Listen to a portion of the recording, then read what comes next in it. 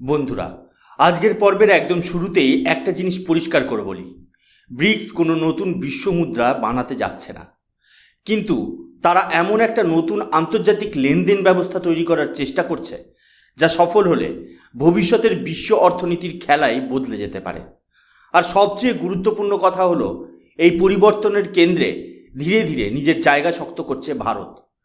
এখানে শুধু টাকা পয়সার হিসেব নেই, এখানে আছে ক্ষমতার ভারসাম্য, কৌশলগত স্বাধীনতা আর আগামী বিশ্বের দিক নির্দেশ। সবাইকে স্বাগতম জানাচ্ছি, আমি সুশোভন, আর আপনারা দেখছেন অদ্ভুত অথচ বাস্তব।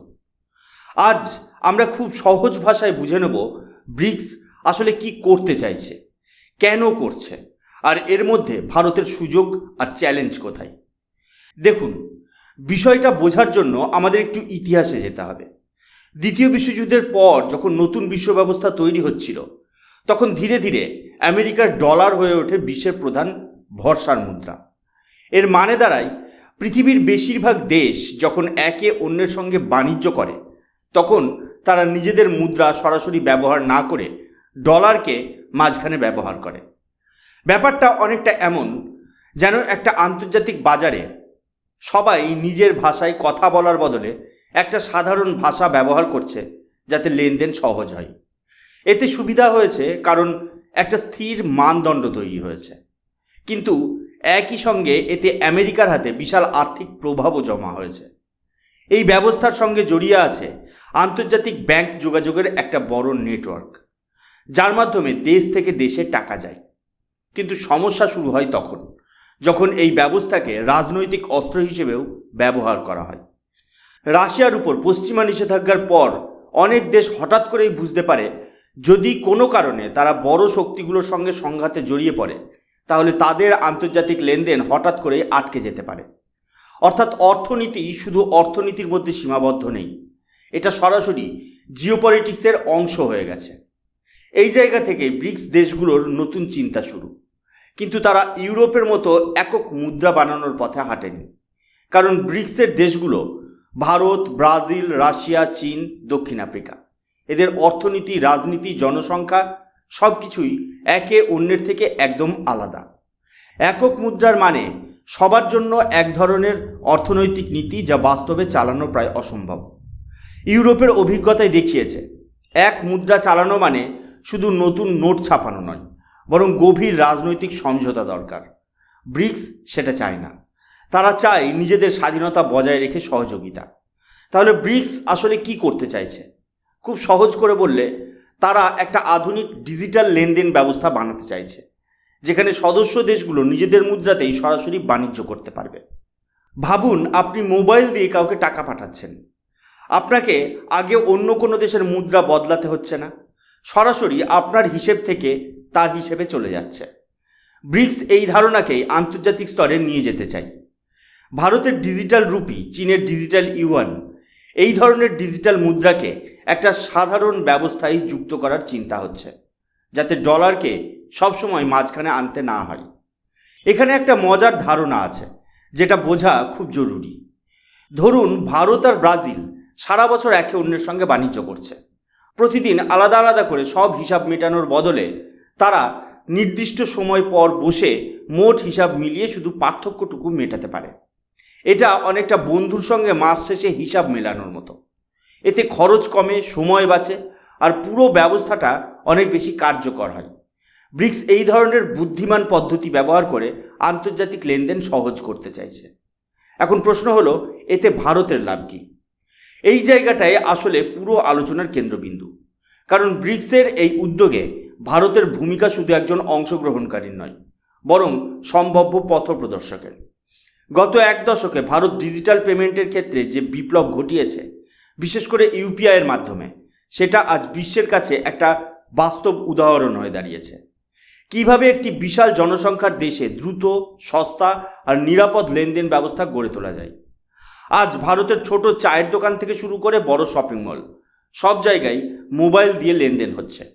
এই অভিজ্ঞতা শুধু প্রযুক্তির সাফল্য নয়, এটা একটা প্রশাসনিক এবং নীতিগত সাফল্য।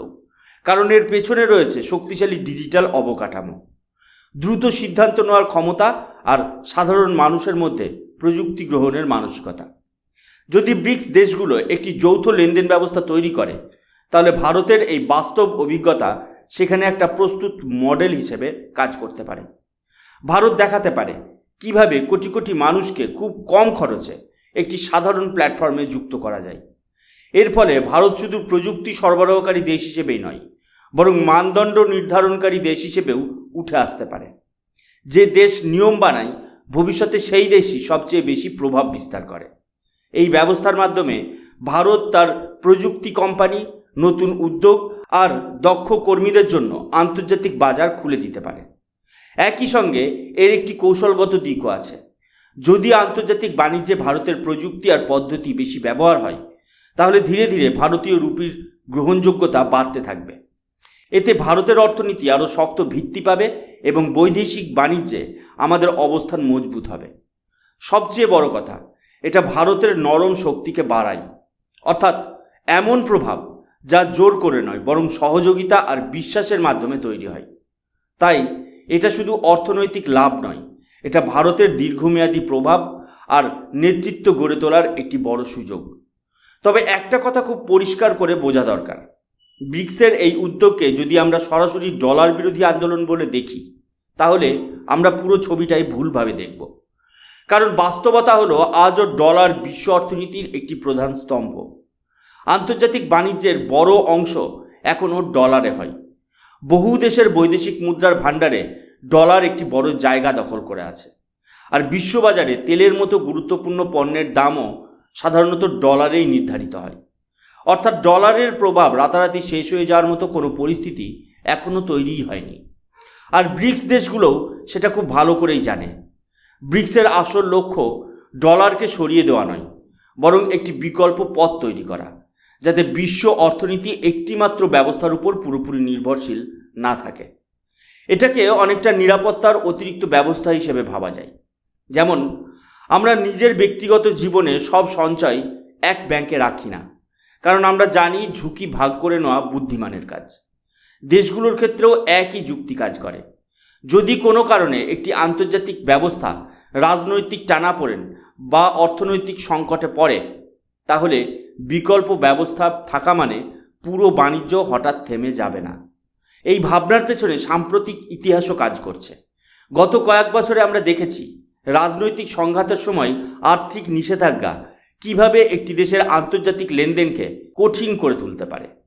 ফলে অনেক দেশই এখন ভাবছে তাদের অর্থনৈতিক নিরাপত্তা নিশ্চিত করতে একাধিক পথ খোলা রাখা দরকার।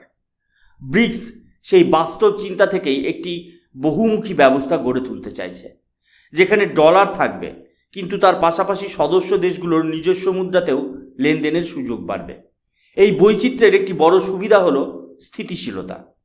যখন বিশ্ব অর্থনীতি একাধিক শক্ত ভিত্তির উপর দাঁড়িয়ে থাকবে, তখন কোনো এক জায়গার ধাক্কা পুরো ব্যবস্থাকে সহজে নাড়িয়ে দিতে পারে না। এতে ছোট ও মাঝারি অর্থনীতির দেশগুলো বেশি আত্মবিশ্বাস পায়, কারণ তারা জানে যে তাদের সামনে একাধিক বিকল্প খোলা আছে।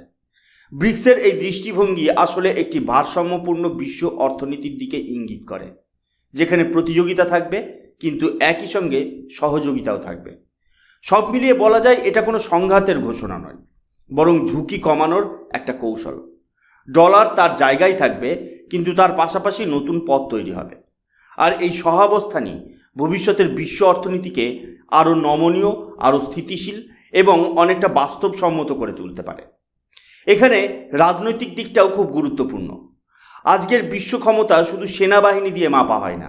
যে দেশ অর্থনৈতিক অবকাঠামো আর প্রযুক্তির উপর নিয়ন্ত্রণ রাখে, তার প্রভাবও বেশি। ব্রিক্সের এই উদ্যোগ একটা বহুকেন্দ্রিক বিশ্বের দিকে ইঙ্গিত করে, যেখানে একাধিক শক্তি একসঙ্গে ভূমিকা রাখবে। ভারতের দীর্ঘদিনের নীতি ছিল নিজের স্বার্থ রক্ষা করে সবার সঙ্গে সম্পর্ক বজায় রাখা। এই নতুন বাস্তবতায় এই নীতি আরও প্রাসঙ্গিক হয়ে উঠছে। ঐতিহাসিকভাবে ভারত সবসময় বাণিজ্যের মাধ্যমে বিশ্বকে যুক্ত করেছে। প্রাচীন সমুদ্রপথে ভারতীয় ব্যবসায়ীরা এশিয়া, আফ্রিকা, এমনকি ইউরোপ পর্যন্ত পৌঁছেছিল। আজ ডিজিটাল যুগে সেই সংযোগ নতুন রূপে ফিরেছে। যদি ভারত এই নতুন লেনদেন ব্যবস্থার কেন্দ্রে জায়গা করে নিতে পারে, তাহলে তা শুধু অর্থনৈতিক শক্তিই বাড়াবে না, আন্তর্জাতিক মঞ্চে ভারতের মর্যাদাও বাড়াবে। তবে পথটা একেবারে সহজ নয়। প্রযুক্তিগত সরঞ্জাম, তথ্য সুরক্ষা, বিভিন্ন দেশের আইনের সমন্বয়, এসব বড় চ্যালেঞ্জ। প্রত্যেক দেশের নিজস্ব নিয়ম আর অগ্রাধিকার আছে। এই বৈচিত্র্যের মধ্যে সমঝোতা তৈরি করা কঠিন, কিন্তু এখানেই ভারতের কূটনৈতিক দক্ষতা কাজে লাগতে পারে। ভারত এমন একটা মডেল দেখাতে পারে যেখানে নিরাপত্তা আর উন্মুক্ততার মধ্যে ভারসাম্য রাখা হয়। দৈনন্দিন জীবনের একটা সহজ উদাহরণ দিলে বিষয়টা আরও পরিষ্কার হবে। ধরুন, একটা বড় আবাসনে সবাই আলাদা আলাদা পেমেন্ট অ্যাপ ব্যবহার করে, ফলে একে অন্যকে টাকা পাঠাতে ঝামেলা হয়। যদি এমন একটা সাধারণ মাধ্যম তৈরি হয় যা সব অ্যাপকে যুক্ত করে, তাহলে সবার কাজ সহজ হয়ে যায়, কিন্তু কেউ নিজের পছন্দের অ্যাপ ছাড়তে বাধ্য হয় না।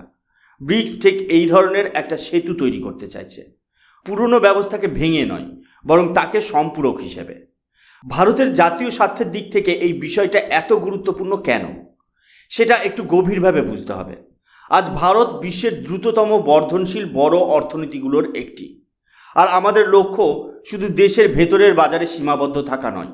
আমরা বিশ্ব বাণিজ্যে একটি বড় এবং স্থায়ী ভূমিকা নিতে চাই।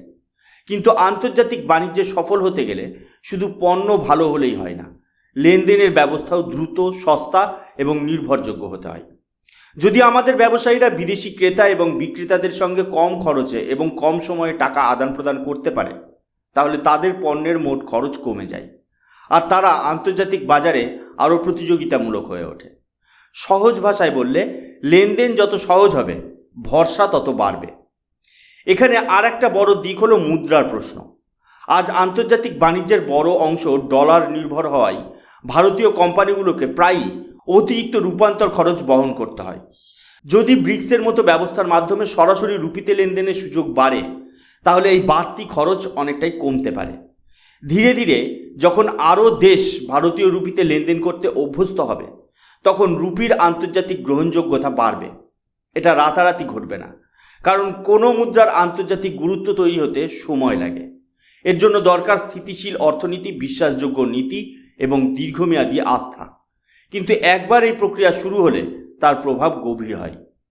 রুপির আন্তর্জাতিক ব্যবহার বাড়ার আর একটা কৌশলগত সুবিধা আছে। এতে ভারতের বৈদেশিক বাণিজ্যে ডলারের ওপর চাপ কিছুটা কমবে, আর আমাদের বৈদেশিক মুদ্রার ভাণ্ডারের ওপর চাপ কম করে।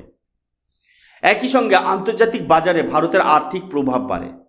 যে দেশের মুদ্রা বেশি ব্যবহৃত হয়, সেই দেশের অর্থনীতির বিশ্বাসযোগ্যতাই তত বেশি গুরুত্ব পায়। ফলে এটি শুধু ব্যবসার সুবিধা নয়, বরং ভারতের সামগ্রিক কৌশলগত অবস্থানকেও শক্ত করে।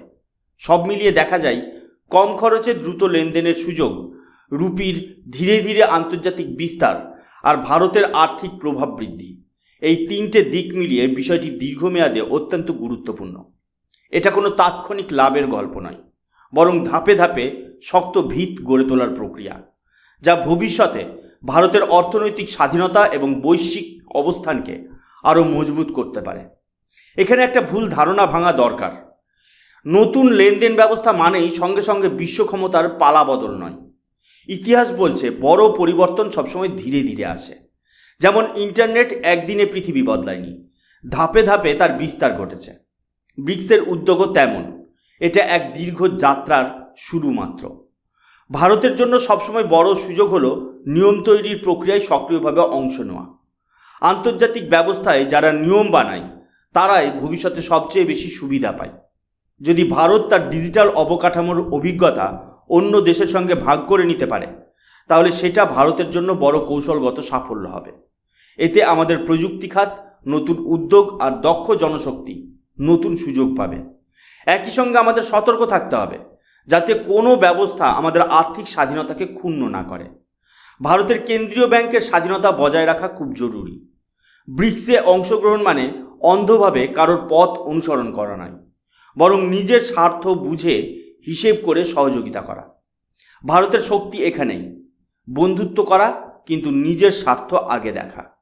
সবশেষে যদি পুরো বিষয়টা এক লাইনে বলি, তাহলে বলা যায়, ব্রিক্সের এই উদ্যোগ আসলে ভবিষ্যতের বিশ্ব অর্থব্যবস্থা নিয়ে এক বড় পরীক্ষা। ভারত এখানে দর্শক নয়, একজন সক্রিয় অংশগ্রহণকারী এবং সম্ভাব্য নেতা। আমাদের প্রযুক্তি, আমাদের বাজার, আমাদের তরুণ জনশক্তি সব মিলিয়ে ভারত এই পরিবর্তনের কেন্দ্রে থাকার যোগ্যতা রাখে। বন্ধুরা, বিশ্ব দ্রুত বদলাচ্ছে। যে দেশ সময়ের আগে ভবিষ্যতের ইঙ্গিত বুঝতে পারে সেই দেশই এগিয়ে থাকে। ব্রিক্সের এই বুদ্ধিমান পদক্ষেপ ভারতের সামনে এক নতুন দিগন্ত খুলে দিচ্ছে, যেখানে অর্থনৈতিক শক্তি, প্রযুক্তিগত উদ্ভাবন আর জাতীয় স্বার্থ একসঙ্গে এগিয়ে যায়। আমরা যদি আত্মবিশ্বাস আর কৌশলগত বুদ্ধিমত্তা দিয়ে এগোতে পারি, তাহলে এই পরিবর্তন ভারতের জন্য শুধু একটি সুযোগ নয়, বরং এক ঐতিহাসিক মোড় হয়ে উঠতে পারে। আজকের বিশ্লেষণ এখানেই শেষ করছি। আমি সুশোভন, আবার দেখা হবে পরের পর্বে। ততক্ষণ ভালো থাকবেন, সুস্থ থাকবেন। জয় হিন্দ, বন্দে মাতরম, ভারত মাতা কি জয়।